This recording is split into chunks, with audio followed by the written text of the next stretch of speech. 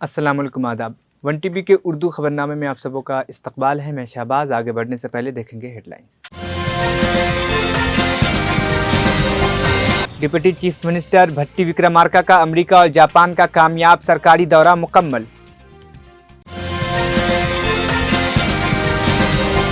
Telangana high court ने Hydra की इन्हदामी कार्रवाई पर रोक लगाने की दरखास्त को मुस्तरद कर दी।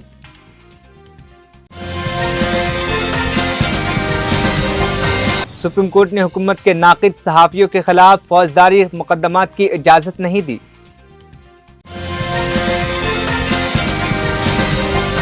हरियाणा असेंबली इंतखाबात के लिए वोटिंग का आगाज। वज़ीर आज़म मोदी ने टर्नआउट का नया रिकॉर्ड बनाने की अपील। अरविंद केजरीवाल ने नई सरकारी क़यामगाह में मुंतकिल होने का अमल मुकम्मल कर लिया। अब खबरें तफसील से। डिप्टी चीफ मिनिस्टर भट्टी विक्रमार्का का अमेरिका और जापान का सरकारी दौरा जो 24 सितंबर से शुरू हुआ था, कामयाबी के साथ इख्तिताम पसीद हो गया है। उनके हमरा special chief secretary finance P Ram Krishna Rao, secretary महकमे एनर्जी रोनाल्ड रॉज और SCCL के CMD N बलराम भी शामिल थे। ये टीम जुमा को हैदराबाद वापस हुई है। दौरे के दौरान बुनियादी तवज्जो, जदीद तरीन सब्ज तवानाई की टेक्नोलॉजीज, आला पैदावार, माइनिंग मशीनरी और वर्चुअल रियलिटी के जरिए हिफाजती प्रोटोकॉल्स का मुशाहिदा करने पर मरकूज रही, जिन्हें हुकूमत तेलंगाना में नाफिज करने का इरादा रखती है। तेलंगाना हाईकोर्ट ने हैदरा की जारी इन्हदामी कार्रवाई पर रोक लगाने की दरखास्त को मुस्तरद कर दिया है। शहर और इसके अतराफ के तालाबों, झीलों और नालों पर गैर मजाज तामीरात को हैदरा मिस्मार कर रहा है। प्रजा शांति पार्टी के सदर KA पॉल ने रियासती हाईकोर्ट में एक अर्जी दाखिल करते हुए अदालत से दरखास्त की कि वो हैदरा की मिस्मारी कार्रवाई को फौरी तौर पर रोकने का हुक्म जारी करे, लेकिन अदालत ने इस दरखास्त को मुस्तरद कर दिया। जुमा के रोज़ होने वाली समाअत में हाई कोर्ट ने वाज़ेह किया है कि इस मरहले पर मिस्मारी को रोकने का हुक्म नहीं दिया जा सकता। अदालत ने हैदरा और रियासती हुकूमत को नोटिस जारी करते हुए उनसे जारी इन्हदामी अमल की तफसीली रिपोर्ट हासिल करने की भी बात कही है। इस केस की अगली समाअत 14 अक्टूबर तक के लिए मुलतवी कर दी गई है। वज़ीर ज़राअत T नागेश्वर राव ने कहा है कि 2 लाख रुपए तक के कर्ज की माफ़ी की अमल आवरी जल्द मुकम्मल की जाएगी। उन्होंने बताया कि हुकूमत ने कर्ज माफ़ी के नफाज के लिए 31,000 करोड़ रुपए मख्तस किए हैं, जिनमें पहले मरहले में 18,000 करोड़ रुपए जारी किए जा चुके हैं। नागेश्वर राव ने मज़ीद कहा है कि बहुत जल्द दीगर किसानों के कर्ज भी माफ़ किए जाएंगे। उन्होंने ऑयल पाम की फसल की काश्त के हवाले से बताया कि काश्तकार इस फसल से अच्छा मुनाफा कमा रहे हैं, ख़ासतौर पर तेलंगाना के खम्मम ज़िले में, जहाँ फसल का रकबा सबसे ज़्यादा बड़ा है। वज़ीर ज़राअत ने यह भी ऐलान किया है कि सिद्दीपेट ज़िले में तेल निकालने के लिए ऑयल पाम के फलों को प्रोसेस करने के लिए एक कारखाना भी कायम किया जाएगा। నవంబర్ 22లో ఇచ్చారు. ఆయన డిక్లరేషన్ లో వాగ్దానం చేసినటువంటిది 22 సంవత్సరం. కానీ ముఖ్యమంత్రి గారు అన్నారు ఏమంటే 18 తర్వాత కూడా రుణమాఫీ సక్రమంగా జరగలేదు, ఎన్నికల ముందు చేస్తామని చెప్పి రింగ్ రోడ్ అమ్మి సగం మందికే వేశారు, ఇంకొక 20 లక్షల మందికి వేయాలి. వాళ్ళవి కూడా కొన్ని బాకీలు ఉంటాయి. కాబట్టి మీరు గత 5 సంవత్సరాల్లో ఎవరు బాకీ ఉంటే వాళ్ళ లెక్క తీసుకోండి. ఒక కొంత ఎక్కువైనా సరే మనం భరాంచుదాము. బాకీ ఉన్నటువంటి కుటుంబం ఉండకూడదు. అందుట్లో కూడా తెల్ల కార్డు లేనటువంటి 2 లక్షలు ఉన్నటువంటి వాళ్ళు కూడా ఉన్నారు. ఇప్పుడు మేమేం చేశామంటే తెల్ల కార్డు లేనటువంటి వాళ్ళని కుటుంబ నిర్ధారణ చేయాలి. కాబట్టి ఈ 2 లక్షల రూపాయలు అనేది కుటుంబానికి కుటుంబ నిర్ధారణ చేసి వాళ్లకు కూడా 2 లక్షలు మాఫీ చేయాలి. తర్వాత 2 లక్షల పైన ఉన్నటువంటి వాళ్ళు ఉంటారు. रियासती वजीर कोंडा सुरेखा ने सिद्दीपेट जिले के अपने दौरे के दौरान एक नया तनाज़ा खड़ा करते हुए कहा है कि BRS के कारगुजार सदर KT रामाराव अपने वालिद और साबिक वजीर आला के चंद्रशेखर राव को हलाक कर सकते हैं। उन्होंने इस खदशे का इजहार करते हुए बताया कि KCR को कई दिनों से अवाम में नहीं देखा गया है, जिसकी वजह से सियासी हलकों और अवाम में कई सवालात उठ रहे हैं। कोंडा सुरेखा ने BRS के कारगुजार सदर के खिलाफ अपने बयान को जारी रखते हुए ये भी कहा कि BRS और BJP ने BRS MLC के कविता को बचाने के लिए मुआहदा किया था। उन्होंने मजीद कहा कि इसी तरह कविता जेल से जमानत पर बाहर आई है। అన్న మన నాయకులతో కలిసి పోలీస్ స్టేషన్లో ఒక కేసు పెట్టండి అన్న, మా ఎమ్మెల్యే కనపడతలేడు, మరి అసలు ఆయన ఉన్నాడా, ఎక్కడున్నాడు, మరి ఉన్నాడా, ఎక్కడున్నాడు, మాకు అందుబాటులో లేడు, మాకు కనపడతలేడు, మాకు కళ్యాణ లక్ష్మి చెక్కులు ఆగిపోయినాయి, మాకు షాదీ ముబారక్ చెక్కులు ఆగిపోయినాయి, మరి ఆయన వల్ల మేము నష్టపోతా ఉన్నాము, మరి ఉండే ఎక్కడున్నాడో మాకు దయచేసి దొరకబట్టి చూపెట్టండి అని చెప్పి పోలీస్ స్టేషన్లో ఒక పిటిషన్ ఇవ్వమని కోరుతా ఉన్నా.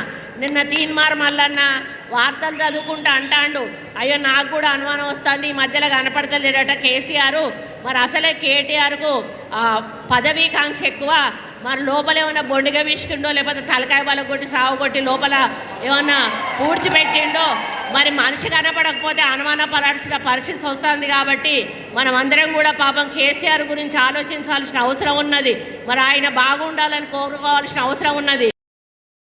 सुप्रीम कोर्ट ने वाज़ेह किया है कि मीडिया के उन नुमाइंदों के खिलाफ फौजदारी मुकदमा दर्ज नहीं किए जा सकते जो हुकूमत के नाक़िद हैं। अदालत आज़मा ने उत्तर प्रदेश पुलिस को एक सहाफ़ी के खिलाफ जबरी कार्रवाई करने से रोक दिया, जिन्होंने योगी आदित्यनाथ के इंतजामिया में कलीदी ओहदे पर ओहदेदारों की तैनाती में जात पात के झुकाव पर एक मजमून लिखा था। जस्टिस राव और जस्टिस SVN भट्टी पर मुश्तमिल बेंच ने अपने हुक्म में कहा कि जमहूरी ममालिक में आज़ादी इजहार का एहतराम किया जाता है। दस्तूर की दफ़ा 19 के तहत सहाफ़ियों के हुकूक का तहफ़्फ़ुज़ किया जाता है और सिर्फ इस बुनियाद पर कि किसी सहाफ़ी की तहरीरों को हुकूमत पर तनक़ीद समझा जा रहा है, उनके खिलाफ फौजदारी मुकदमा दर्ज नहीं किया जाना चाहिए। अभिषेक उपाध्याय, जिनकी वकालत एडवोकेट अनूप प्रकाश अवस्थी कर रहे थे, ने कहा है कि उनकी मजलूम के नतीजे में उत्तर प्रदेश पुलिस ने उनके खिलाफ भारतीय न्याय संहिता BSN की दफ़ा 66 के तहत झूठी FIR दर्ज की थी।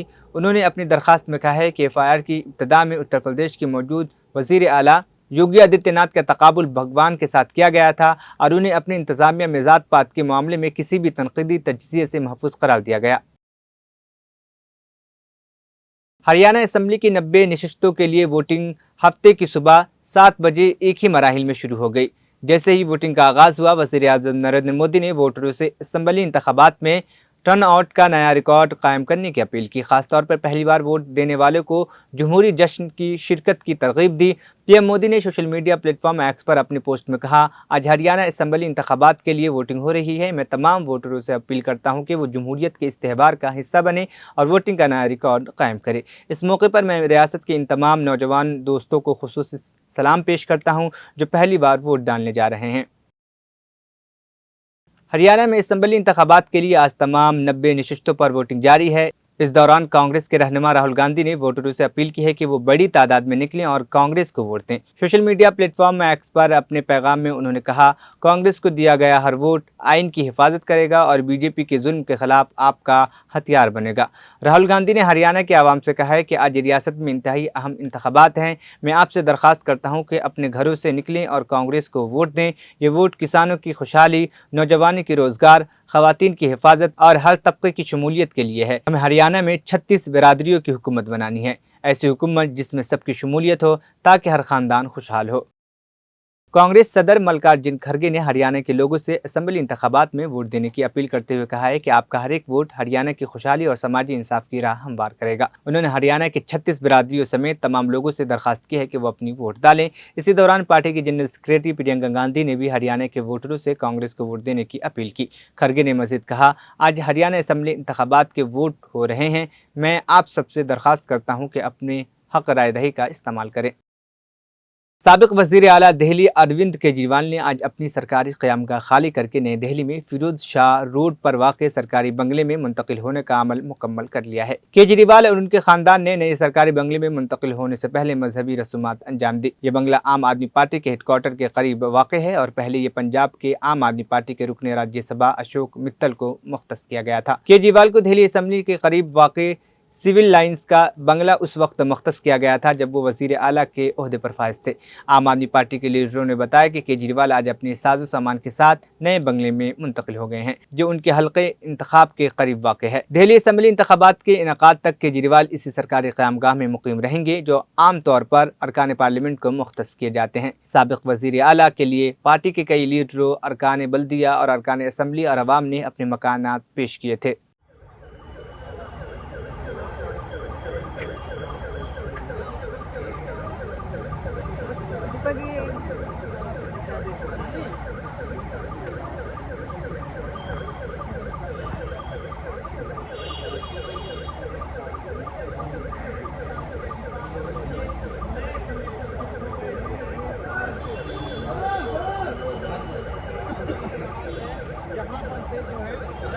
इसलिए तो यहाँ पर जो अरविंद केजरीवाल है पूजा करने के बाद यहाँ पहुँचे हैं और यहाँ अभी घर में गृह प्रवेश का जो कार्यक्रम है वो चल रहा है। आखिर में हेडलाइंस फिर।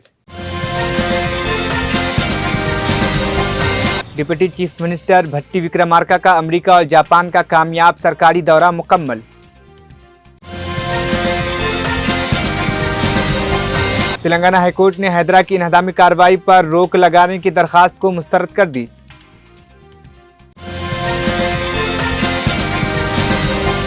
सुप्रीम कोर्ट ने हुकूमत के नाक़िद सहाफ़ियों के खिलाफ फौजदारी मुकदमात की इजाज़त नहीं दी।